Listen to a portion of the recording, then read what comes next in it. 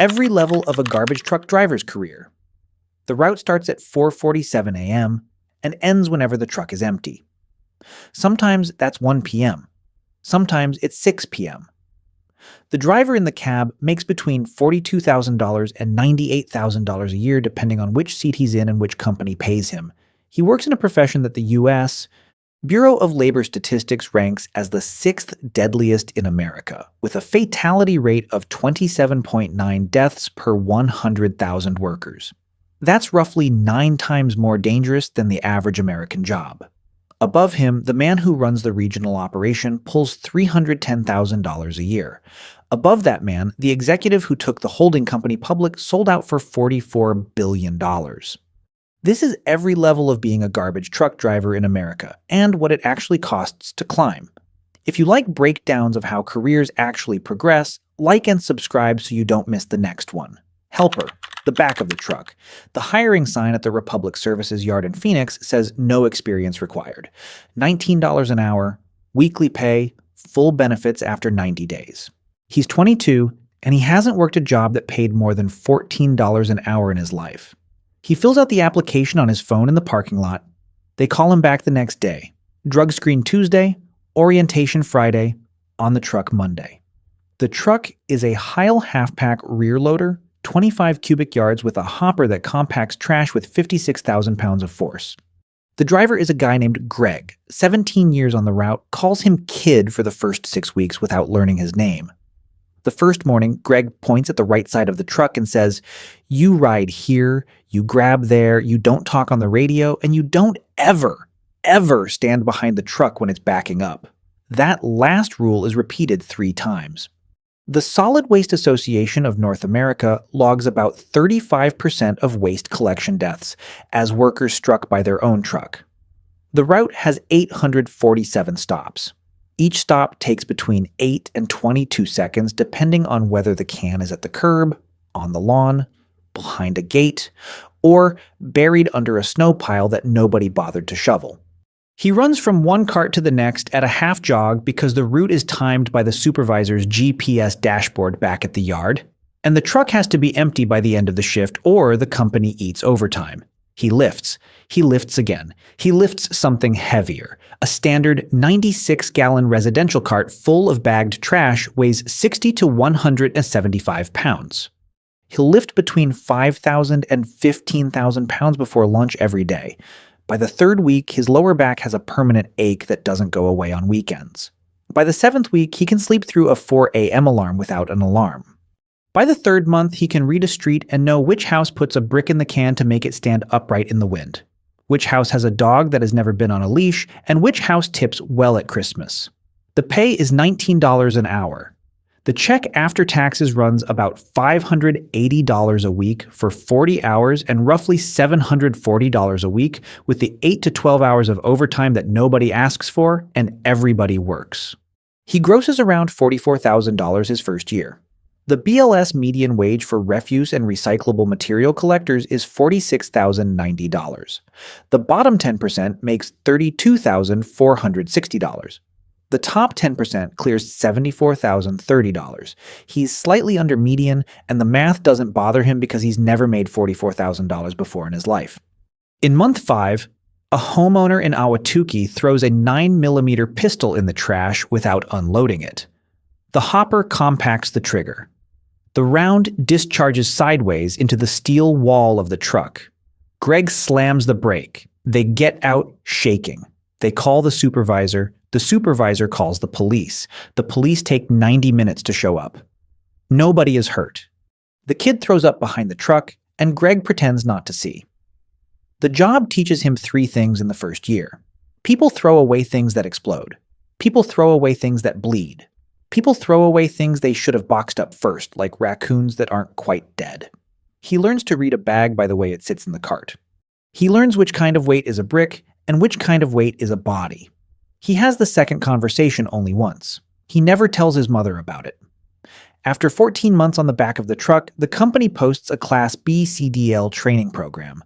The company pays for it. He signs up the day it's announced. Driver, the seat on the left. He's 24, he holds a Class B commercial driver's license with air brake endorsement, and the seat in the cab is now his. The bump from helper to driver is roughly 38% in his market. His new wage is $26.40 an hour, which annualizes to about $61,000 base before overtime. With the regular 10 to 14 hours of overtime a week, he clears $73,000 his first year as a driver. The Teamsters Local. 396 contract in Los Angeles, by comparison, pays full-scale residential drivers $32 to $38 an hour depending on tenure, plus pension, annuity, healthcare, and 12 paid holidays. He's not in LA. He's in Phoenix. The market sets the price. The truck he's assigned is a Mack TerraPro automated side loader, 28 cubic yards, with a Curado can articulating arm that grabs a 96-gallon cart, lifts it 12 feet, dumps it into the hopper, and sets it back at the curb in roughly 9 seconds. The driver runs the entire operation from a joystick at his right hand without leaving the seat.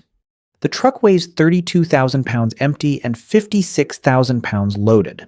He drives it like a city bus that occasionally has to parallel park between two parked Tahoes on a residential street with a 14-foot lane width. The route assigned to him is 1,140 stops. He runs it 5 days a week, Monday through Friday. The same houses, the same carts, the same dogs barking at him from the same yards. Within 6 months, he knows the route so completely that he can drive it with his eyes half closed and still know that the third house on the left on Cypress Lane never puts the can out before 7 a.m. So he comes back at the end of the route.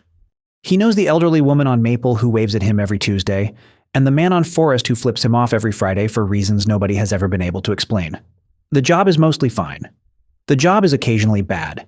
In year 2, on a residential route in North Phoenix, a Honda Civic blows through a stop sign at 38 miles per hour and T-bones the front passenger fender. Nobody is killed. The Honda driver breaks an arm. The truck loses a front tire and a turn signal. The driver in the cab is unhurt, but he sits at the curb for 90 minutes filling out paperwork while 2 supervisors, 1 company safety investigator, and a Phoenix PD officer document the scene. The Solid Waste Association of North America notes that the average garbage truck driver is involved in a collision roughly every 100,000 miles. He runs about 20,000 miles a year. He'll average a collision every 5 years. He's now done with his first one. The supervisor tells him this in the parking lot. He doesn't find it comforting. The wear on the body is different from the helper job. He doesn't lift anymore. He sits. He sits for 9 to 11 hours a day on a seat that vibrates at 7 hertz, which is the resonant frequency of human internal organs. He gets out of the truck 12 to 18 times a shift to clear blocked carts, to sweep up spilled trash, to check that the arm hasn't bent a side mirror on a parked truck. His knees go before his back this time. He starts wearing a brace at 27. The hours expand into the rest of his life.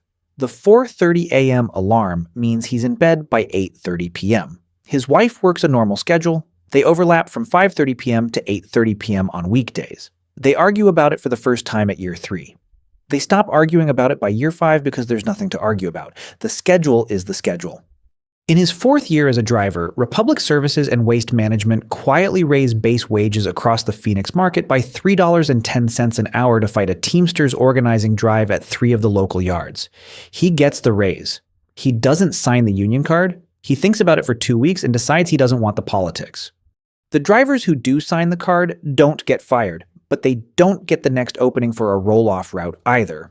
He notices. Roll-off and front load. The specialist routes. He's 29. He upgrades his CDL to Class A with a tank vehicle endorsement, which his employer pays for, and he transfers to roll-off. Roll-off drivers handle the open-top metal containers behind construction sites, demolition projects, and large industrial customers. The truck is a Mack Granite with a hoist, a cable winch, and a single-axle pup trailer. He works alone. He hauls 30-yard and 40-yard containers between job sites and the landfill or transfer station. The route doesn't repeat. Every day is a different sequence of pickups and drops dispatched to a tablet bolted to the dashboard. The wage moves to $29.85 an hour. Annualized with the typical 10 to 12 hours of overtime weekly, he grosses $84,000. Front-load drivers, the ones who service commercial dumpsters at restaurants, retail centers, and apartment complexes, make a similar number. Roll-off pays slightly more because the loads are heavier, the dispatch is unpredictable, and the customer interaction is constant. A construction superintendent calls his cell phone at 6:50 a.m. demanding a swap out. He swaps it out by 9. The superintendent doesn't say thank you. The superintendent calls again at 2 p.m. with another swap. He runs 14 to 22 containers a day depending on the spread of job sites and the line at the landfill scale. Eric, a 23-year roll-off veteran in the next yard over, tells him the trick at this level. Stay light on the truck. The cable winch can pull a 35,000-pound full container onto the chassis at a 45-degree angle, and the truck wants to lift its front wheels off the ground when the load center is wrong.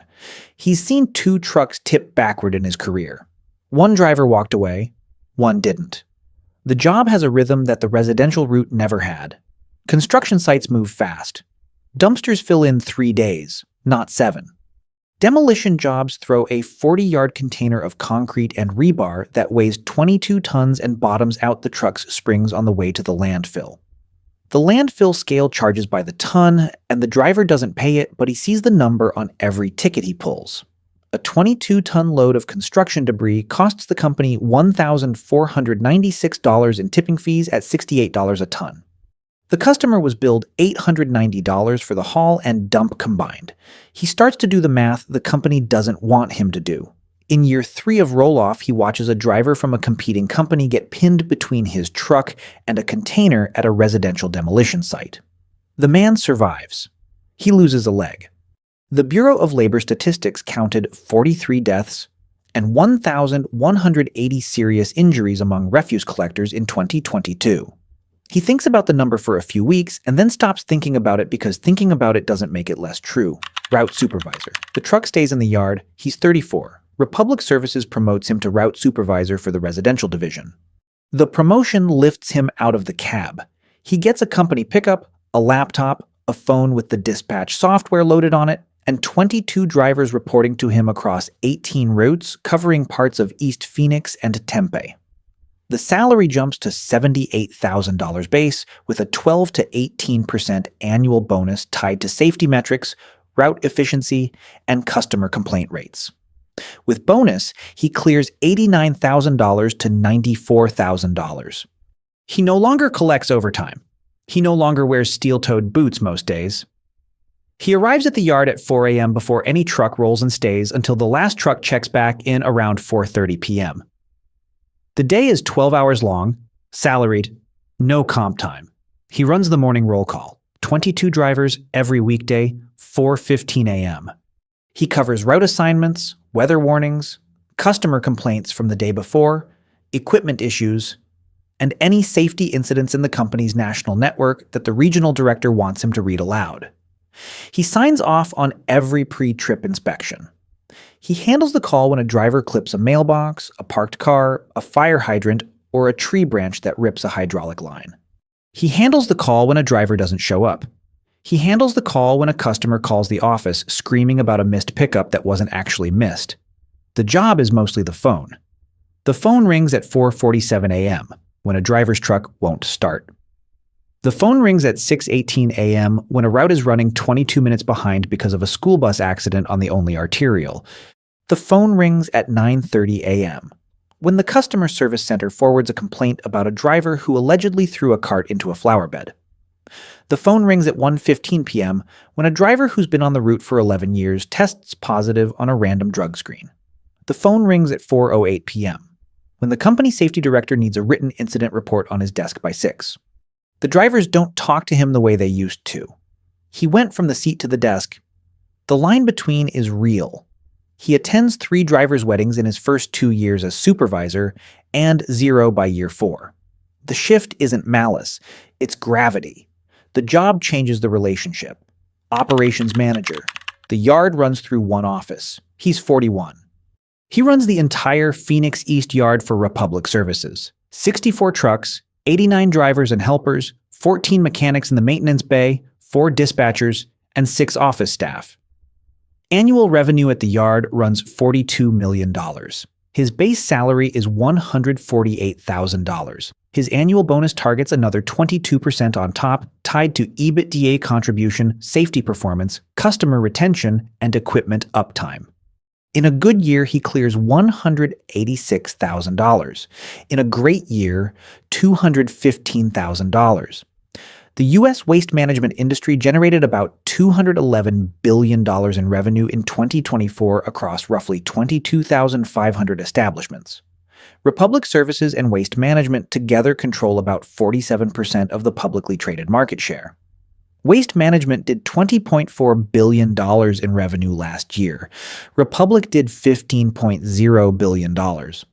The man running the Phoenix East Yard contributes 0.28% of Republic's revenue from a single facility. The company knows it. He knows the company knows it. He no longer knows most of his drivers by name. He knows the supervisors know the drivers. He shakes hands at the company picnic. He gives a speech at the safety milestone meeting when the yard hits 365 days without a recordable injury, and then they reset the counter the next week when a driver pulls a hamstring stepping out of a cab. He sits in a quarterly business review with the regional vice president and presents 28 PowerPoint slides on cost per route, cost per stop, accidents per million miles, and customer churn. He is a person who used to ride a Heil half-pack at 22 cents over minimum wage and who now talks about route density in basis points.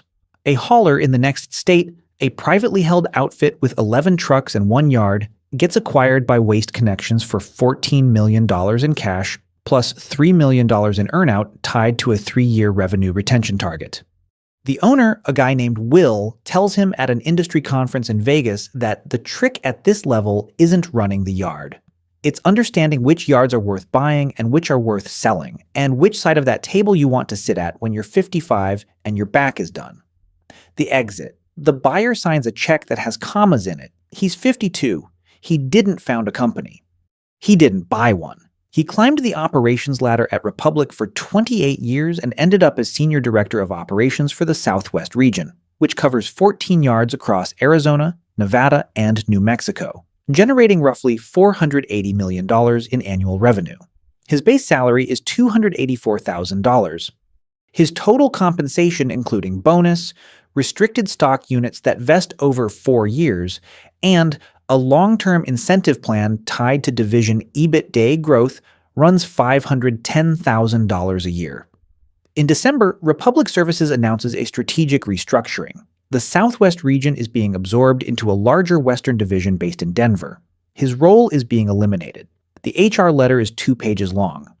The separation package is 18 months of base salary, accelerated vesting on 64% of his unvested RSUs, healthcare for 18 months, and outplacement services from a firm in Scottsdale that specializes in placing senior executives into private equity-backed roles. The total separation value, after taxes, clears $1.1 million in cash and another $740,000 in stock. He signs the agreement. He doesn't negotiate. The non-compete runs 18 months and prohibits him from joining any solid waste hauler, with revenue exceeding $50 million. He stands in the parking lot of the regional office in Phoenix at 11:42 a.m. on a Friday in January. He hands his badge and his laptop to an HR coordinator who graduated college the year he made route supervisor. He drives home in a company truck that he has 30 days to return. The expected ending of this story is route supervisor with 35 years on the job and a Republic Services jacket. The actual ending is a senior director who hasn't ridden the back of a truck in 30 years, signing a non-compete drafted by an attorney in Houston who has never seen a 96-gallon cart at 5 a.m. In February, with frost on the lid. There are roughly 124,000 refuse and recyclable material collectors working in America right now. The BLS projects roughly 0% job growth over the next decade. Automated side loaders are eliminating helper positions. Optical sorting and AI route optimization are eliminating dispatcher positions. The work itself isn't going anywhere. People keep throwing things away. They just throw them away into trucks that need fewer humans every year. 3 months after his separation, he drives past the Phoenix East Yard on his way to a lunch meeting. The trucks are pulling out for evening route cleanup. He recognizes one of them by the dent in the front bumper that the driver clipped on a residential mailbox in 2017. He doesn't pull into the yard. He doesn't wave at anyone. The kid driving the truck is 26. He doesn't know who the man in the silver SUV is. He doesn't know the man in the SUV started where he started. He doesn't know the chair in the cab, and the chair behind the desk both have the same view in the end. The view is the route. 30 years ago, he made $19 an hour. Today, the wire was for $1.84 million. The truck is the same truck, he just doesn't ride it anymore.